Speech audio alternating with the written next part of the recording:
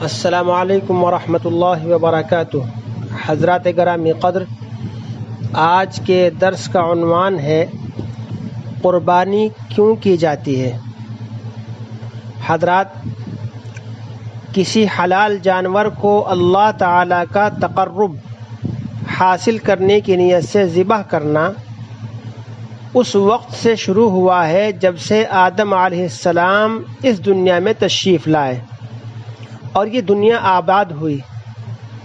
سب سے پہلے قربانی حضرت آدم علیہ السلام کے دو بیٹوں حابیل و قابیل نے دی، جس کو قرآن کریم میں اس طرح بیان فرمایا، اذ قربا قربانا، یعنی جبکہ دونوں نے ایک ایک قربانی پیش کی۔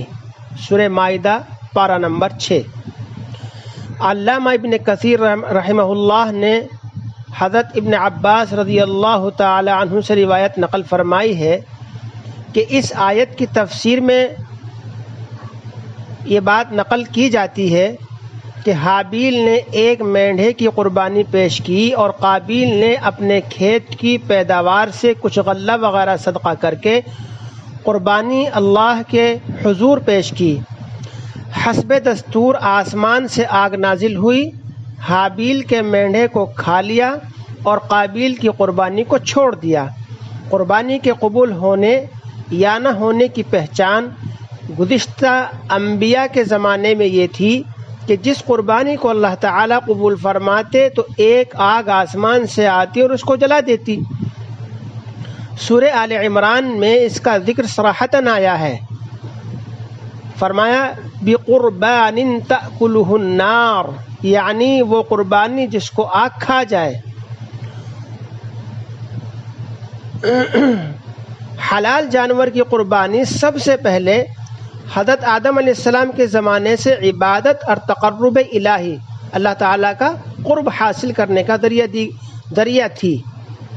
اور قربانی کا خاص ایک طریقہ کہ آسمانی آگ آ کر اس کو جلا دے، یہ خاتم الانبیاء حضرت محمد صلی اللہ علیہ وسلم کے زمانے تک تمام انبیاء سابقین کے دور تک مشہور رہا۔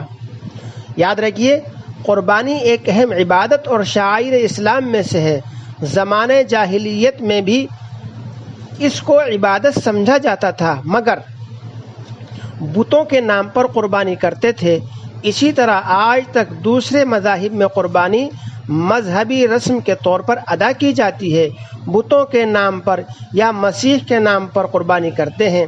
سورہ کوثر پارہ عام میں اللہ عز و جل نے حکم دیا کہ جس طرح نماز اللہ کے سوا کسی کے لیے نہیں ہو سکتی، قربانی بھی اسی کے نام پر ہونی چاہیے۔ چنانچہ رسول اللہ صلی اللہ علیہ وسلم نے ہجرت کے بعد 10 سال تک مدینہ طیبہ میں قیام فرمایا، ہر سال پابندی سے قربانی فرماتے تھے، جس سے معلوم ہوا کہ قربانی صرف مکہ معظمہ کے لیے مخصوص نہیں، بلکہ ہر شہر، ہر شخص پر اور اس کے مقام میں شرائط پانے کے بعد واجب ہے، اور مسلمانوں کو اس کی تاکید کی گئی ہے۔ اسی لیے جمہور علماء اسلام کے نزدیک قربانی صاحب نصاب پر واجب ہے۔ حضرات گرامی قدر، اصل میں قربانی کی حقیقت تو یہ تھی کہ عاشق یعنی اللہ کا چاہنے والا خود اپنی جان کو اللہ کے حضور پیش کرتا، مگر اللہ تعالیٰ کی رحمت دیکھیے، ان کو یہ گوارا نہ ہوا، اس لیے حکم دیا کہ تم جانور ہی ذبح کر دو، ہم یہی سمجھیں گے کہ تم نے خود کو قربان کر دیا ہے۔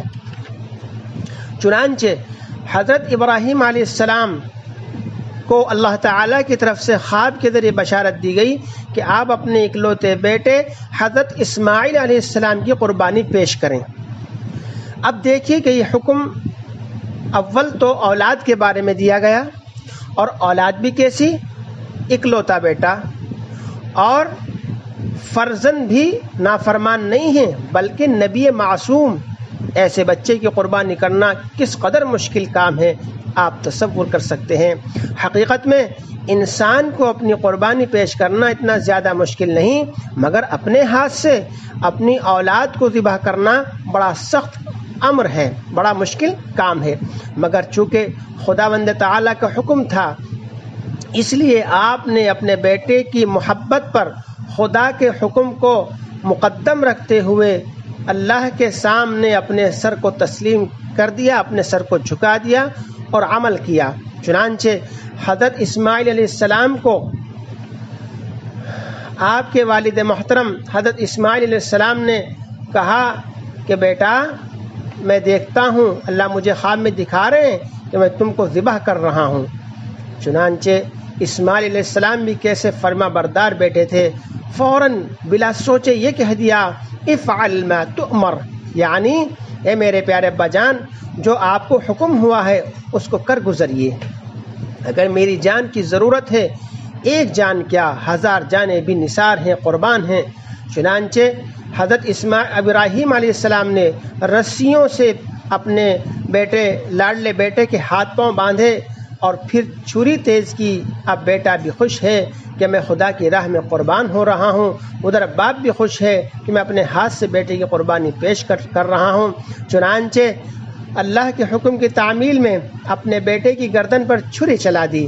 جب چھری کند ہو گئی، چھری چل نہ پائی، تو اس وقت اللہ کا حکم ہوا قد صدقت الرؤیا انا كذلك نجزي المحسنین۔